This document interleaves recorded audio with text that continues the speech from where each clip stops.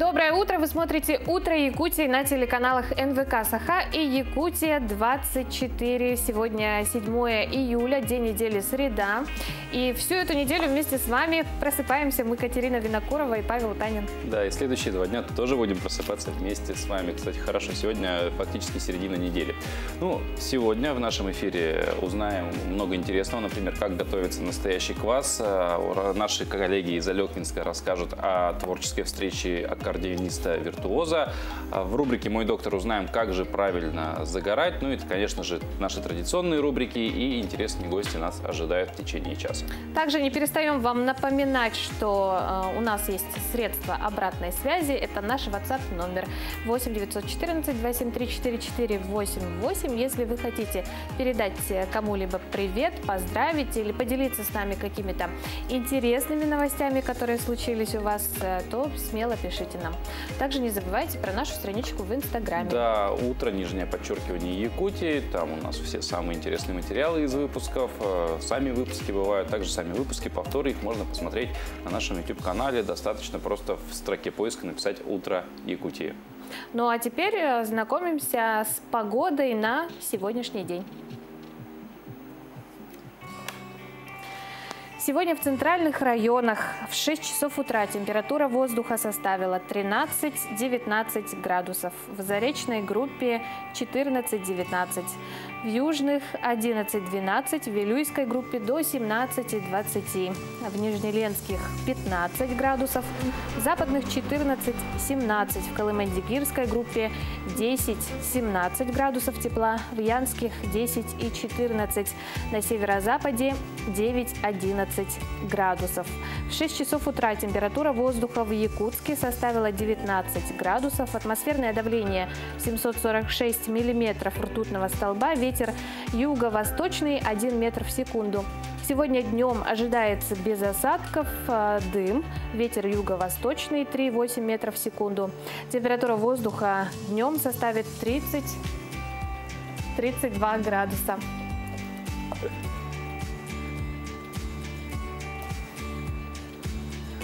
Что ж, снова жара ожидается сегодня. Да.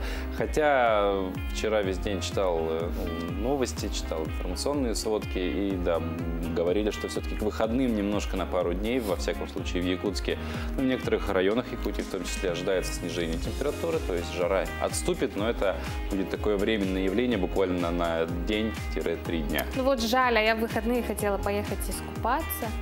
Что ж, придется немножко отложить. Ну, искупаться не обязательно можно в водоеме. Благо, в цивилизованном мире живем. У нас есть ванны и душевые кабины. Что и остается. Что и остается. Ну, прямо сейчас поговорим о последних событиях республики за ее пределами. Наш новостной обозреватель Иван Лазаренко готов с ними нас ознакомить.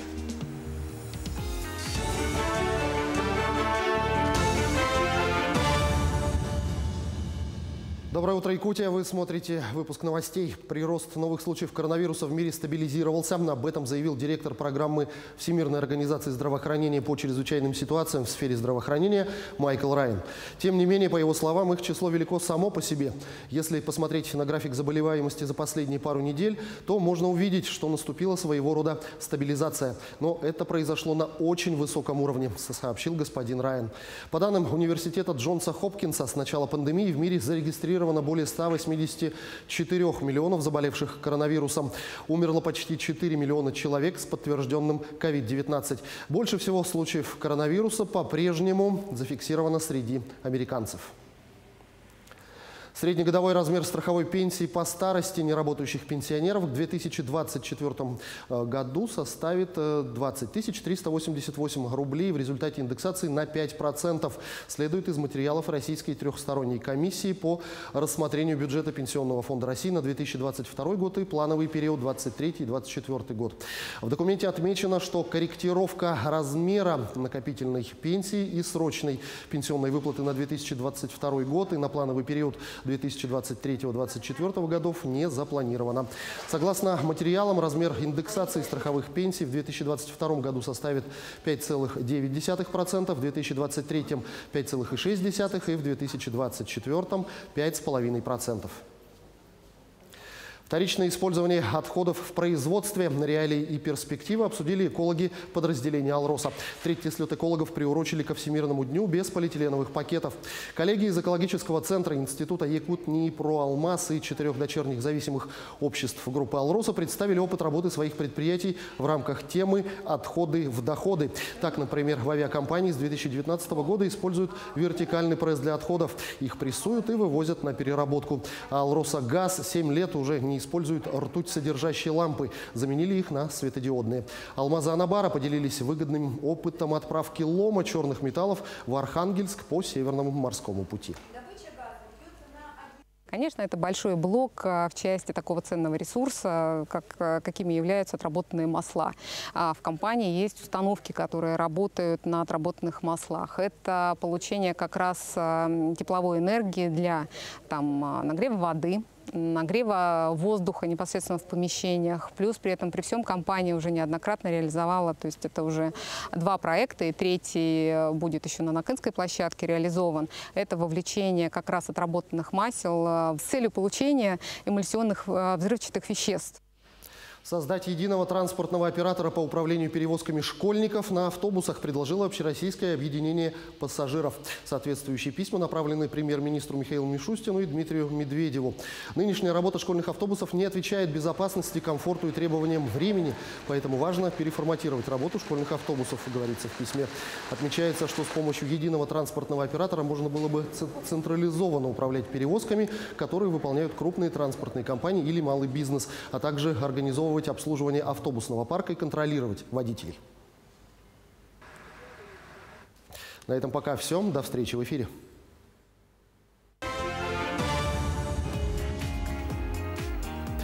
Спасибо, Иван. Это был обзор новостей от нашей информационной службы. Ну, у нас тоже парочка новостей есть такого легкого характера. Собственно, в Каннах представили золотую пальмовую ветвь, которую вручат победителю международного кинофестиваля. Главная награда смотра, стартовавшего 6 июля, изготовлена в 2 экземплярах на случай, если жюри изберет 2 победителей. Обе ветви из 18-кратного золота до церемонии награждения будут храниться под замком в секретном месте.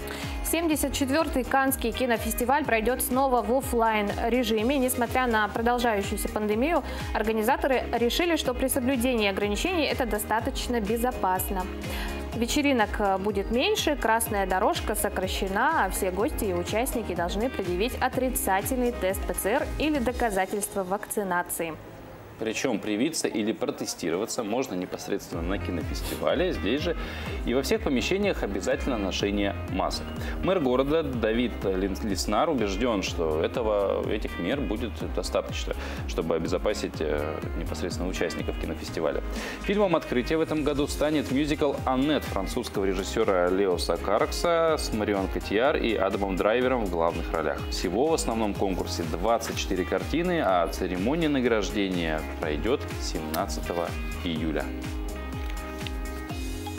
Ну а теперь комплекс УШУ для быстрого и эффективного просыпания продемонстрирует наш тренер Светлана Кобякова. Доброе утро, дорогие друзья! Приглашаю вас присоединиться к моей утренней зарядке. Итак, ноги поставили на ширину плеч, колени мягкие, поясница расслаблена, плечи положили на лопатки, свесили вниз, макушкой с едва заметным усилием тянемся к небу. Сегодня у нас с вами суставная гимнастика. Суставы мы разомнем, начиная сверху, и постепенно будем опускаться вниз. Итак, наклонили голову, вдох, и на выдохе давим на голову, плечо оттягиваем в противоположную сторону, ощущаем, как тянутся мышцы шеи и плеч. В другую сторону вдох. И на выдохе давим, плечо оттягиваем, ощущаем, как растягиваются мышцы шеи. Хорошо, вдох. И на выдохе запрокинули голову назад, осторожненько. Хорошо. И выпрямили голову, вдох. И на выдохе опускаем голову вниз, давим ладонями на затылок, ощущаем, как растягивается задняя поверхность шеи.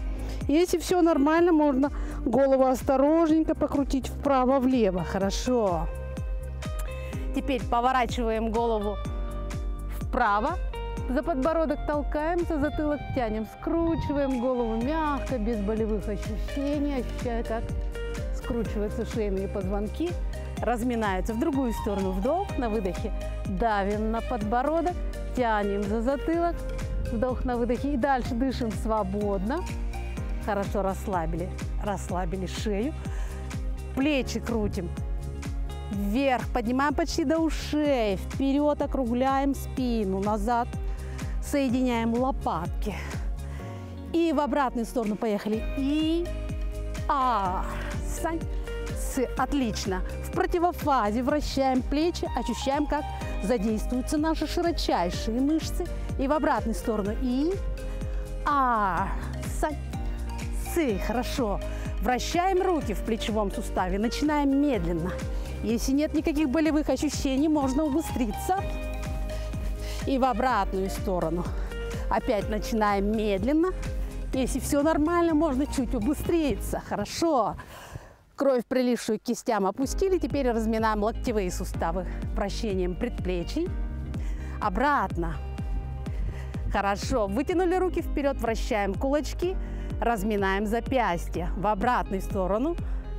Хорошо. Порубили воздух расслабленно кистями и помахали кистями, как крылышками бабочки. Отлично. Теперь разминаем плечевой пояс. Вдох и на выдохе притягиваем руку к себе. И теперь колени у нас мягкие. Делаем повороты и растягиваем дельтовидные мышцы. Другая рука вдох. На выдохе потянули к себе и с поворотом. И сань, цы. Хорошо. Покидали руки вперед-назад. И давайте это упражнение мы совместим с дыхательной гимнастикой Стрельниковой. То есть на скрещивании рук мы делаем вдох носом, на открытии рук выдох ртом. Поехали. Молодцы! И теперь кидаем руки вверх-вниз, дышим свободно, ощущаем, как все раскрепощается в наших плечевых суставах и в плечевом поясе. Отлично! Закончили. Всем хорошего дня, будьте здоровы и счастливы. Вот когда надо было делать руками вот так в самом конце, я чуть стол не сломал, но тем не менее очень такая... Очень бодрая, да, зарядка. История. Надеюсь, что вы вместе с нами, вместе со Светланой делали ее. Да, но я вот во всяком случае проснулся за эти 3 минуты, прям так бодрость ощутил.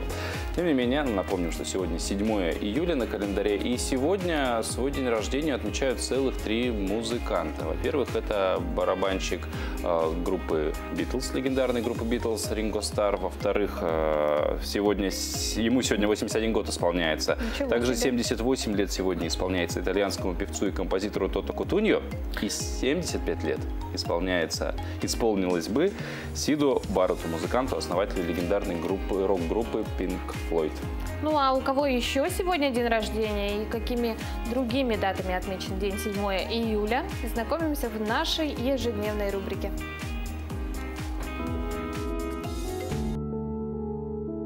7 июля Иван Купала – одна из главных дат славянских народов. Купальские праздники совершались во времена язычества в честь бога Солнца.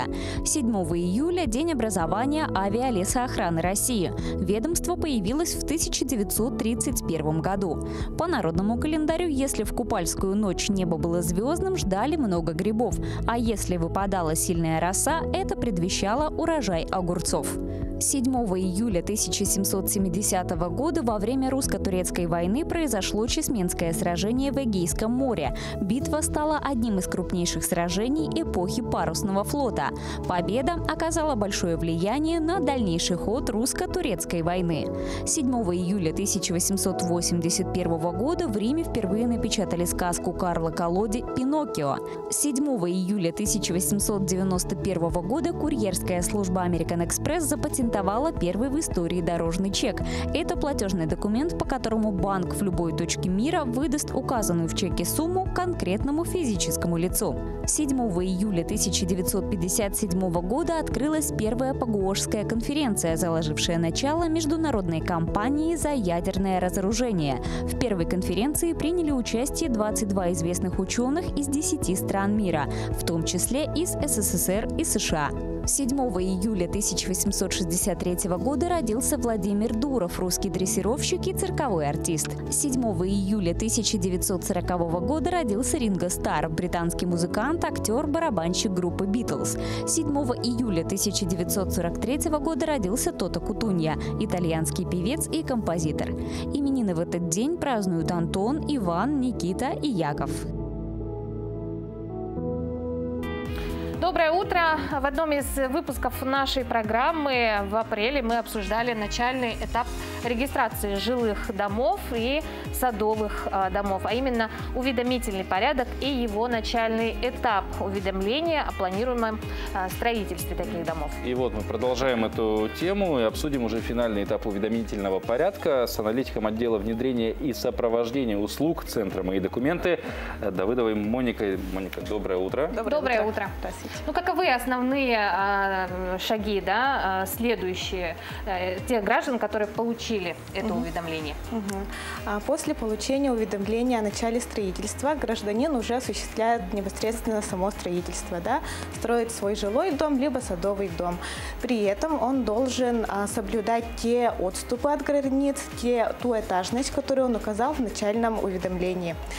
Напоминаю, что самое основное правило в уведомлении – это отступы от границ. Отступы от границ по правилам землепользования и строительства должны составлять не менее 3 метров. То есть, проще говоря, от стены дома до забора должно быть не менее 3 метров. При этом после постройки гражданин должен до месяца подать уведомление об окончании строительства. Это можно сделать через наш центр «Мои документы».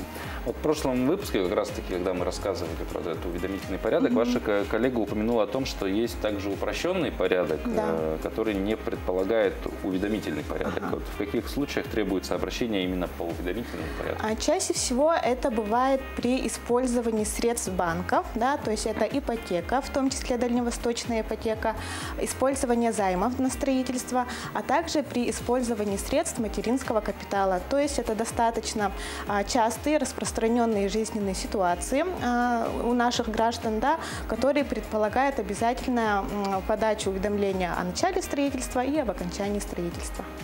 Моника, а какие документы необходимы для подачи уведомления об окончании строительства? Уведомление об окончании строительства, пакет документов достаточно небольшой. Это, конечно же, паспорт в первую очередь, квитанция об оплате государственной пошлины за государственную регистрацию прав и также технический план на диске. Ну вот как раз-таки технический план. Можете как-то поподробнее рассказать, что это за документ, с чем его едят, как говорится? Технический план – это документ, который оформляется у кадастрового инженера. Кадастровых инженеров находит сам гражданин, это частники, заказывает кадастровый план. Это диск, электронный документ, на котором записаны все сведения для того, чтобы поставить на кадастровый учет объект недвижимости, который содержит самые основные сведения. Если гражданин построил дом, после получил уведомление, но понял, что построил не так, как сказано в уведомлении, что делать? Да, часто бывает так, что планы меняются. Гражданин сначала решил, буду строить одноэтажный дом, но решил двухэтажный дом построить. Либо поменял месторасположение данного дома. В этом случае нужно подать уведомление о начале строительства повторно, но уже об изменениях данного уведомления, которое он получил ранее. И только потом он уже подает уведомление об окончании строительства. При подаче уведомления об окончании строительства гражданин в результате получает уведомление о соответствии, что он все правильно построил от города, и также получает выписку из ЕГРН. То есть сейчас это основной документ о собственности на свой построенный дом. То есть он уже становится собственником. Ну вот разные ситуации бывают. Вот, например, а что делать, если построили дом, но построили без уведомлений? В этом случае главное знать, да, вот эти отступы от границ, максимальную этажность, которая у нас прописана в правилах землепользования и застройки. И если человек не использовал средства банка, не использовал средства материнского капитала, да, то есть на своем участке просто построил дом. Если он построил все верно в рамках правил, то он может подать в упрощенном порядке, да, то есть никаких уведомлений он не подает, сразу оформляет технический план у кадастрового инженера и подает также через нас заявление в управление Росреестром на регистрацию прав собственности и на кадастровый учет. То есть в итоге он получает просто выписку из ЕГРН. А если не по плану он построил? Если он построил не так, как написано в правилах, то он должен получить разрешение от города, да, о том, что вот из-за каких-то причин я построил дом не так, да, потому что не все земельные участки идеально ровные, да, там, как в фильмах, скажем, и ему приходится дом немножко ближе к забору, например, построить. И в этом случае человек должен подать запрос на разрешение, да, получает это разрешение от города и также с приложением данного документа оформляет недвижимость. А какие-то сроки есть по подаче вот этих уведомлений, уже когда построил дом? Собственно? Да, построил дом, и в течение 1 месяца он должен подать данное уведомление после постройки. Вот, Моника, спасибо большое за эту информативную беседу. Я думаю, многим нашим телезрителям будет полезна эта информация. Ну и уже отходя от нашей основной темы, такой вопрос, такой бытовой достаточно. Любите ли вы живую музыку или просто музыку? Я люблю очень живую музыку. Мой папа играет на гитаре у себя дома, да, и мне часто приходится слышать, как он играет, и мне это очень нравится. Я так понимаю, гитара тоже ваш любимый инструмент в плане? Один из. К чему мы это говорим? Алекминчане смогли услышать вживую звуки аккордеона. Один из жителей пригласил в Алекминск аккордеониста-виртуоза Бориса Николаевича Корниенко. В резвые звуки аккордеона погрузилась и наша коллега Елена Фаст.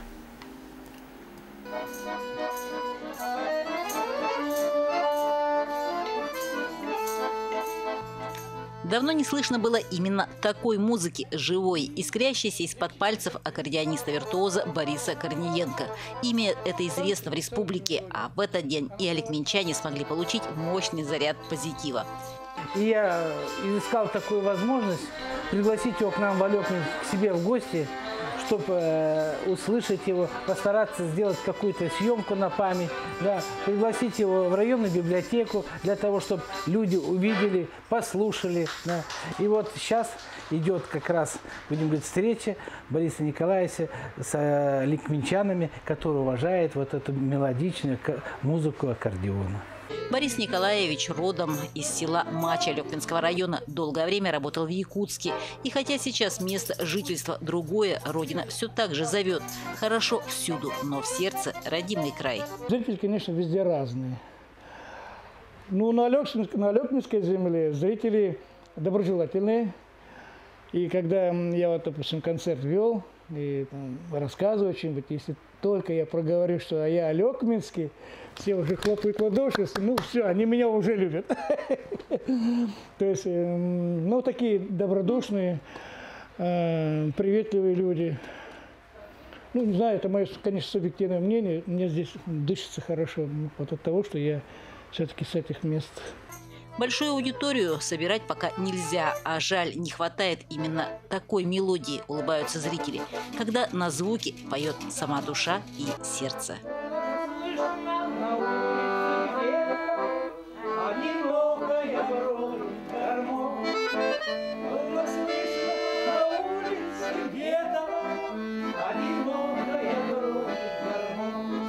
С удовольствием люди слушают, живой музыки не хватает. Вот даже сейчас здесь прозвучали мысли, вот в ходе разговора, он же играет, между игрой разговаривает, сидят. И вот прозвучала такая мысль, что можно было даже организовать на площади, чтобы люди могли, вот он «Дунайские волны» сыграл, вот под вальс можно было станцевать. Елена Фаст, Максим Копылов, Алекминск. Думаю, выступление и приезд музыканта порадовали жители Алекнинска, потому что, ну, согласимся, все мы соскучились по, если уже не живой музыки, то по каким-то вот живым выступлениям различного вообще плана. Общению, когда артист перед тобой, и по концертам вообще в целом, да. Ну и приятно, что все-таки потихонечку все-таки мир возвращается, да? К прежней жизни. Вообще, как ты к аккордеону относишься, как к инструменту музыкальному? Ну, уважительно отношусь, но не сказала бы, что это один из моих любимых музыкальных инструментов, но вообще в целом к музыке я всегда очень хорошо отношусь и люблю музыку, и всегда слушаю музыку. Ну, раз сказала уже про любимое, а что любимый инструмент тогда? Какой один? Наверное, фортепиано, потому что оно мне более близко. Кстати, я научилась играть на фортепиано сама, самостоятельно, без нот. И могу сыграть парочку мелодий. Ну, это неплохо, на самом деле. Многие самоучки потом становятся очень хорошими профессиональными музыкантами. Я думаю, мне уже поздно. Ну, никогда не поздно. Вот. Но говоря про живые выступления, да, конечно. Вот я лично люблю иногда прийти в какое-нибудь заведение, где играет живая музыка. Но мое мнение, что когда ты приходишь с друзьями в такое заведение, то это негативно сказывается на вашем общении. Музыка кричит, ревет, вы не можете друг друга услышать. Да. Но зато мы можем насладиться едой.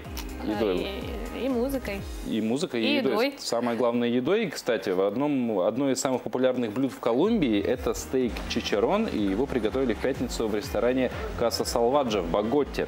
Шеф-повар и владелец заведения Хуан Карлос Санчес покрыл мясо тонким слоем из пыли драгоценного металла. Для этого потребовалось 20 листов золотой фольги в 24 карата.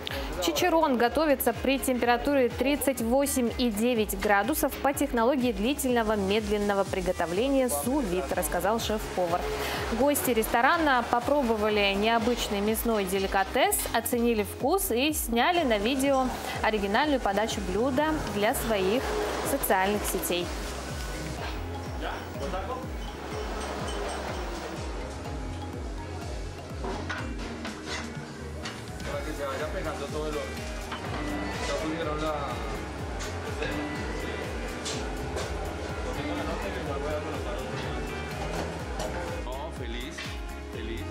Pues muchas personas en la página también hay comentarios un poco...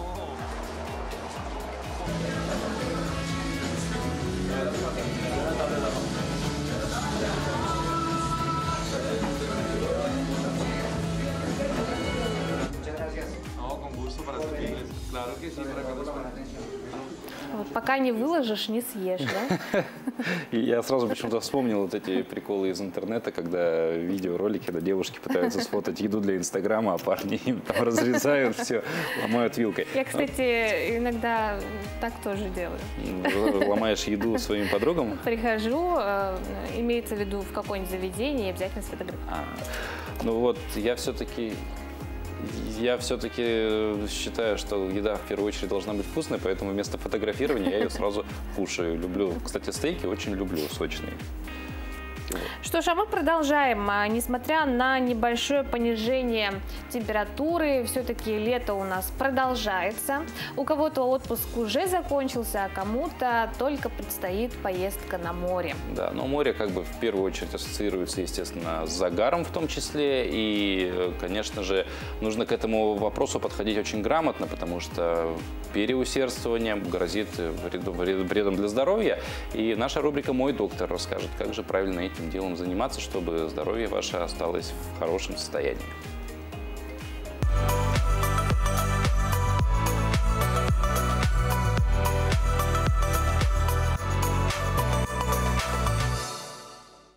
Доброе утро! Избежать ожогов и сухости кожи помогут несколько простых советов. Выбираем правильное время. Самым безопасным временем для загара являются утренние и вечерние часы, промежуток между 8 и 11 утра и после 4. Загорайте постепенно. В первый день загара не проводите на солнце более получаса. День за днем понемногу увеличивайте время пребывания на 10-15 минут. Старайтесь больше находиться в тени. Используйте головные уборы с широкими полями и солнцезащитные очки. По возможности закрытую легкую одежду. Используйте солнцезащитный крем. В летний период лучше выбрать средства с уровнем защиты SPF-фильтрами от 30 до 50. Использовать нужно защиту даже в пасмурную погоду, так как ультрафиолет свободно проходит через облака. Наносите выбранное средство рекомендуется за 30 минут до выхода на солнце и для обеспечения максимальной защиты добавлять каждые 2 часа при нахождении на солнце. Ухаживайте за кожей и после загара. Не забывайте следить за водным балансом и пить достаточное количество воды, чтобы предотвратить сухость кожи. После загара нельзя пользоваться скрабами и спиртосодержащими лосьонами, так как они сделают кожу более чувствительной. Домашний уход в летний период должен включать очищение, тонизирование, увлажнение и восстановление. Особенно важно использовать средства антиоксидантами, витамином Е, С, феруловой кислотой. Важно, если у вас много родинок, перед загаром стоит проконсультироваться с врачом. Здорового загара!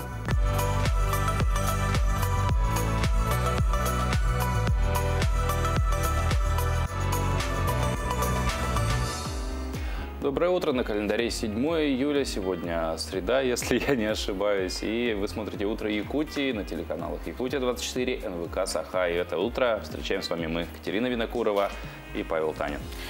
Не забывайте про наш WhatsApp номер, который видите на своих экранах.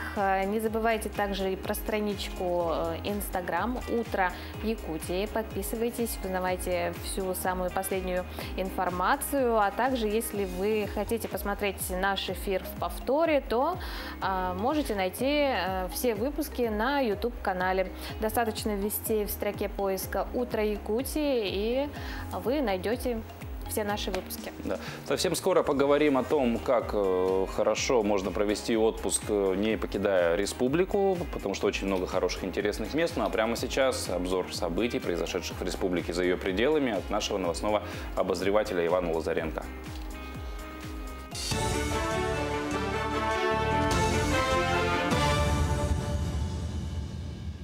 Доброе утро, Якутия! В эфире новости. За 5 месяцев этого года продажи аптечных сетей в России обрушились на рекордные 14,9%. В денежном выражении продажи упали на 2,8% до почти 600 миллиардов рублей. Аналитики предполагают, что причиной мог стать активный рост онлайн-продаж. Также сейчас покупатели вместо нескольких дешевых препаратов предпочитают брать 1-2 более современных и эффективных, но более дорогих. В целом падение продаж в традиционной рознице продлится как минимум до конца года. Для сравнения, в марте прошлого года на фоне локдауна и ажиотажного спроса аптеки продали лекарств на 160 миллиардов рублей, показав рост на 80 с лишним процентов. Единый госэкзамен на 100 баллов сдали 26 выпускников в республике. Предварительные итоги прошедшего учебного года подвели на совещании под руководством премьера республики Андрея Тарасенко. Сообщается, что экзаменационная кампания 2021 года была особенной, в том числе в технологическом плане. Так, впервые в Якутии были массово внедрены новые технологии во всех пунктах проведения экзаменов. Передача экзаменационных материалов через интернет, их сканирование непосредственно в пунктах приема экзаменов. Всего в этом году ЕГЭ сдали 5950 школьников. Средний балл в целом по Якутии повысился по литературе, математике профильного уровня и обществознанию. Кроме этого, увеличилось количество высокобальников. Это тех, кто получил 80 баллов и выше. Прилегающие улицы частного сектора Ленска в этом году будут основательно приведены в порядок. Ровные дороги порадуют жителей 10 улиц. Это центральная часть города. Это улица Грибоедова, Болотная, Ярославского, Чехова, Строительная, Комсомольская. И 3 в Мухтуе – Советская, Чернышевского и переулок Южный. Ежегодно на подсыпку частного сектора выделяются денежные средства, но незначительные. В этом году из районной казны были выделены дополнительные средства на профилирование с дополнением грунта второстепенных улиц. Сегодня работы идут полным ходом. Это не относится к ежегодному обслуживанию, просто район выделил доп. Средства, так как каждый год не хватает грунта на все улицы. А вообще какие объемы обычно? Ну, обычно весь летний объем это не больше 1000-1200 кубов. Это очень мало. Это буквально каждый год вот мы улицы профилируем, да, но без добавления грунта. Добавление грунта хватает от этого объема ежегодного буквально на 3 улицы в год. Мы грейдерами вывели улицы в надлежащее состояние. Сейчас производится отсыпка, разравнивание этого, и дальше будет профилирование. Также загоняться грейдера, и улицы уже отравниваются подчистую. В перинатальном центре для женщин с ковидной инфекцией не первый месяц работает акушерско-инфекционное отделение. Женщин после родов переводят на лечение в ковидную зону, которая находится на базе стационара перинатального центра. Более того, в изолятор поступают новорожденные, которые болеют ковидом. В перинатальном центре они получают лечение и с выздоровлением переводятся на второй этап выхаживания в отделение патологии новорожденных. Из 10 беременных с положительным, ну и вообще болеющим ковид, ребенок положительный ПЦР-анализ на ковид будет 1-2 из этих. То есть это 1 к 10, 2 к 10. Поэтому мы им не даем матерям, то есть не прикладываем в первые сутки. Только по выздоровлению и 2 отрицательных анализов, и клинические выздоровления анализов, и клиники, как сказал, выписывается. И только на выписке, перед днем выписки они вместе. На этом пока все. Оставайтесь на нашем канале и хорошего дня. Спасибо, Иван. Мы продолжаем. Ковид внес коррективы, к сожалению, во все сферы нашей жизни. Буквально на прошлой неделе мы могли свободно ходить в кафе и органы госвласти, а теперь уже в некоторые заведения без QR-кода и не зайдешь. Да, то же самое касается и путешествий. Куда можно выезжать, куда нет. Где принимают с российской вакцины, а где откажут в отдыхе. Мы собрали самые популярные вопросы на тему ковид и путешествия и предлагаем вам ответы на них. Можно ли летать, если человек не привит?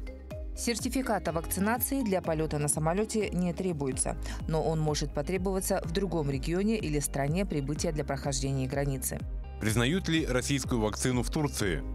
Турция разрешила не сдавать тесты гражданам России, привившимся любой российской вакциной. Если вы собираетесь привиться перед отпуском, то вторую дозу нужно получить не позднее, чем за 2 недели до полета. Какие требования для отдыха в Краснодарском крае? С 1 июля заселяющимся в отеле требуется ПЦР или справка о вакцинации. С 1 августа курорты будут доступны только для вакцинированных.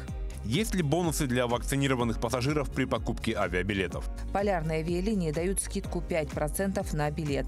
Аэрофлот дает 10 тысяч миль, Аэрофлот бонус первым 10 тысячам пассажиров. Чего ждать в аэропорту? В аэропорту измерят температуру. Во время полета все время нужно быть в маске. Из-за ее отсутствия могут высадить в ближайшем аэропорту и придется оплатить посадку, простой самолета и прочие издержки. Во время регистрации авиакомпания проверяет все требования принимающей страны или региона. Если нужно иметь ПЦР-тест, экспресс-тест, справку, сертификат о вакцинации или QR-код, заполненную электронную анкету, об этом спросят еще на регистрации. Если чего-то не хватает, вас могут не пустить на борт самолета. Могут ли требовать сертификат о вакцинации или QR-код при покупке авиабилета? Сообщение об ограничении приобретения авиабилетов в Росавиации назвали фейком. Однако в июне Минтранс действительно направлял авиакомпаниям письмо с требованием обеспечить на своих онлайн-площадках для продажи билетов возможность авторизоваться по сертификату о вакцинации против COVID-19. Официального решения нет, но ситуация может измениться. Ну а если вы не собираетесь никуда улетать, то и в нашей республике найдутся очень интересные места. Достаточно только желания. Да, главное было бы это желание. У нашей следующей гости, к слову, желание хоть отбавляй. За ее плечами пешие, водные походы, восхождения на гору Мусхая и так далее. Но самое главное, что свою любовь к туризму она смогла и как-то привить другим. Общество организовало целый клуб женщин-туристов. Да, в нашей студии Сарглана Михайлова. Сарглана, здравствуйте. Добрый день. Доброе утро. Доброе утро. Расскажите, с чего началось ваше увлечение экстремальным туризмом? Ну, у меня папа геолог, поэтому у меня с детства, наверное, есть вот эта тяга к природе. Я помню, как он приезжал с полей и запах вот этого рюкзака, кедровых орешков привозил. И как-то вот у меня, наверное, впиталось это с детства. Поэтому еще в школе я начала заниматься в туристическом кружке, участвовала в слетах туристических. Ну и вот, когда выросла, уже самостоятельно начала как бы ходить в походы. Ну, не самостоятельно, а с группами. Вот. А первый ваш поход был куда? Первый поход был очень сложный. В 2014 году это Тампонский район, горы Восточной Ханбели. У нас было 7 женщин. Это был достаточно экстремальный поход, потому что мы встретили медведя тогда. Наш кат перевернулся, потому что многие были без опыта. Я в том числе, я первый раз села за катамаран. Вот. Ну и прочие другие сложности, включая вот рюкзак этот непосильный. Казалось, что и 200 метров не пройдешь вначале, потому что там все, и палатка, и спальник, и одежда Всё на вся, и свете. питание на 10 Вся дней. жизнь. Да, вся жизнь в рюкзаке. Но ничего, смогли, прошли. Как от медведя убежали?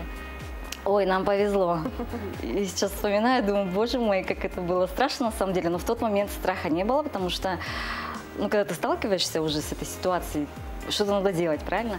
И вот наша командир Гуля, она начала давать команды, кричать, и мы там начали трек-палками бить об деревья, уже кричать, свистеть, у нас были свистки. Отгонять вообще. Да, и был фальшфейер, ну это как сигнальное устройство, который как ракетница, вот им стрелять. Ну, в общем, он нас испугался, убежал. То есть просто напугали. Ну, да. Слава богу. Столько воспоминаний, столько впечатлений сразу в первый поход, конечно. Да. Но вот вы также поднимались на гору Мусхая. Расскажите, как вообще пришла идея покорить вершину? Да, но это Как было уже проходило вот в 2019-м, 5 лет уже прошло достаточно. Каждый год я хожу в большие походы. Большие – это от 20 до 30 дней по республике. Это Омский, Аймиконский районы, да, Стампонский, там, где у нас вот горы хребты Черского. Вот. И в 2019 году мы с девушками в составе туристической группы решили вот... Это вот сейчас то, что на кадрах как раз видим. Да. И Мусхая – это вторая вершина по высоте в Якутии, первая победа.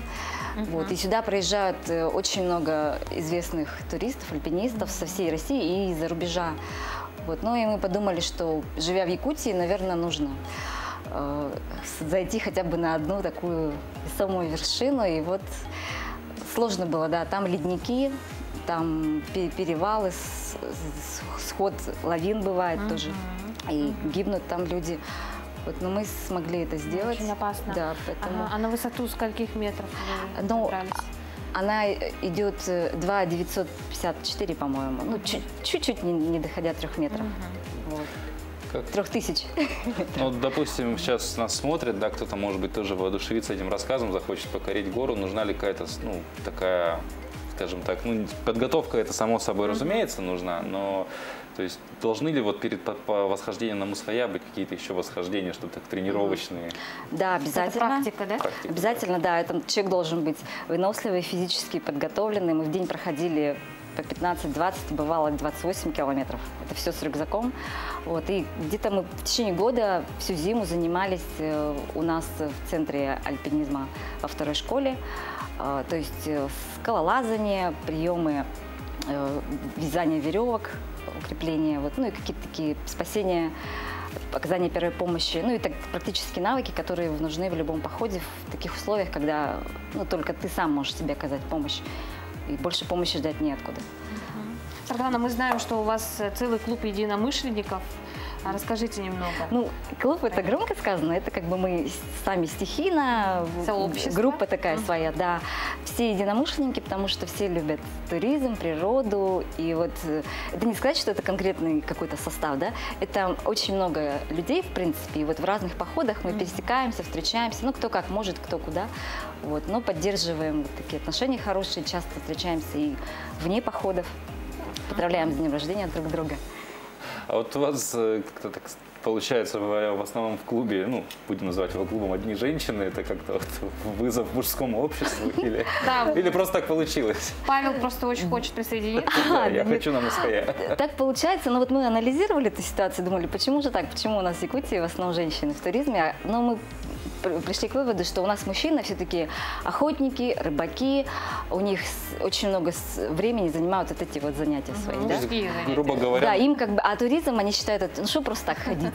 То есть у них практически туризм, то есть какой-то цель. Да, они как бы и добытчики, а мы так просто вот ходим. Ну, у нас получается так, что женщины в основном уже стоявшиеся, у которых взрослые дети, работа, ну, как бы, вот, молодых практически нет, потому что они, ну, еще с семьями, детьми заняты, да, а те, у которых дети выросли, уже, в принципе, можно и таким хобби заняться. А ближайшие ваши планы?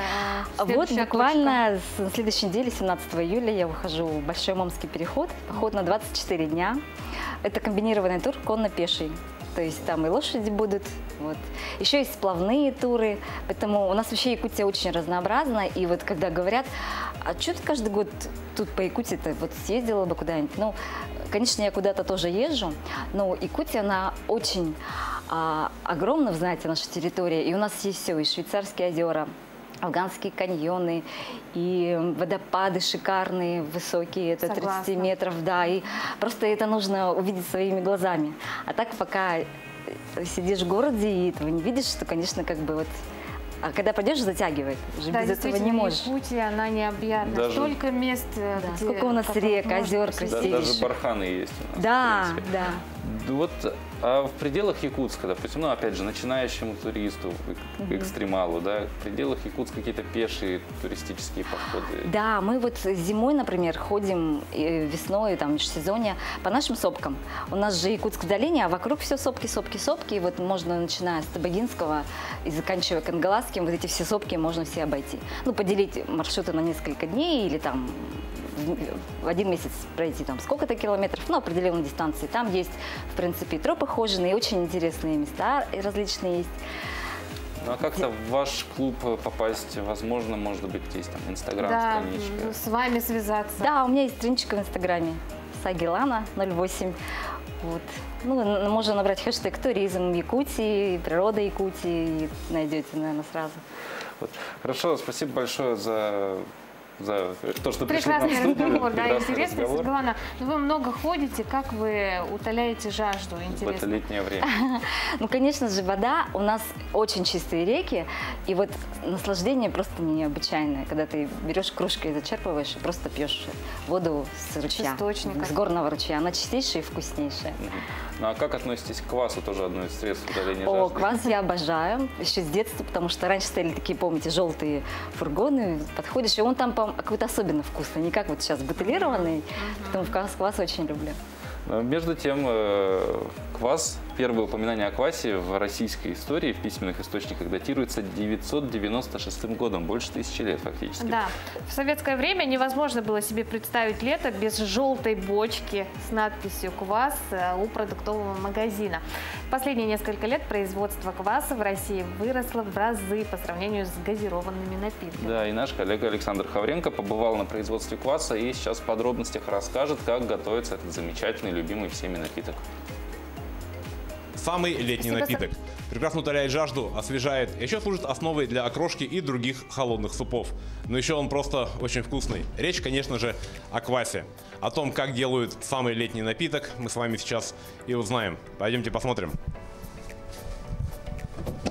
В Якутске квас готовят по классической технологии. Берется дробленный ячменный солод, из которого варится концентрат квасного сусла. После чего его кипятят с водой и получают квасное сусло. Далее добавляют дрожжи. Далее мы вот этот квас купажируем, то есть это корректировка по таким показателям, как экстракт и кислотность. То есть это стандартная процедура. Далее мы квас фильтруем в фильтре кизельгуровом, то есть убираем дрожжи. Если мы дрожжи не убираем, то есть наша дрожжи продолжает дальше работать, соответственно, дальше будет продукт бродить. Чтобы этого не было, создается фильтрующая перегородка из кизельгура, это морские водоросли, которые имеют определенный размер, и удаляется полностью дрожжи. Весь процесс варки кваса происходит автоматически и управляется с компьютера. Выбирается рецепт, а далее машины все делают сами. Но за всем процессом обязательно наблюдают варщики. Цель варщиков – это контролировать, как идет варка. Все параметры они обязательно пишут в ручной журнал и в электронный журнал. Тем самым мы, как говорится, всю работу верифицируем, проверяем, анализируем. И если будут какие-то сбои, да, возможные, то, естественно, все это дело отобразится на мониторе, даст сигнал мне на телефон, и сразу мы будем принимать корректирующие мероприятия.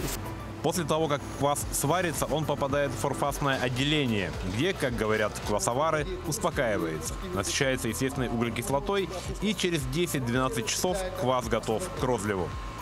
Но прежде чем покинуть территорию завода, попасть на прилавки магазинов и на стол покупателей, квас должен получить разрешение от лаборатории. Наша задача – это, во-первых, контроль входящего сырья, контроль производственный весь процесс и, конечно же, готовой продукции.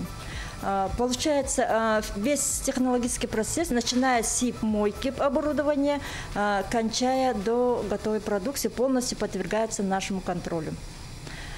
Обязательно берется микробиологические анализы, обязательно берется с линии на двуокисуглерода, сразу с линии квас, и проверяется кислотность, экстракт, микробиология, обязательно смотрим дрожжи, плесень, коллиформные бактерии и общее микробное число.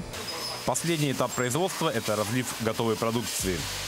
Только что вымытые бутылки аппарат разливает напиток, наклеивает этикетки и закрывает пробки. В сутки на заводе производится 50 тысяч литров кваса. А это значит, что каждый третий житель Якутска в день выпивает примерно пол-литра местного кваса. И вот спустя сутки, когда квас настоялся, сварился, прошел все этапы подготовки и розлива, на конвейере появляется бутылочка наисвежайшего, наивкуснейшего кваса.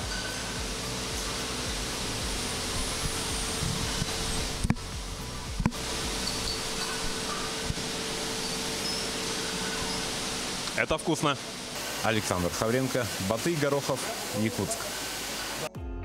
Что ж, на этой вкусной, освежающей ноте наш эфир заканчивается. Сегодняшнее утро вместе с вами встречали мы, Катерина Винокурова, Павел Танин.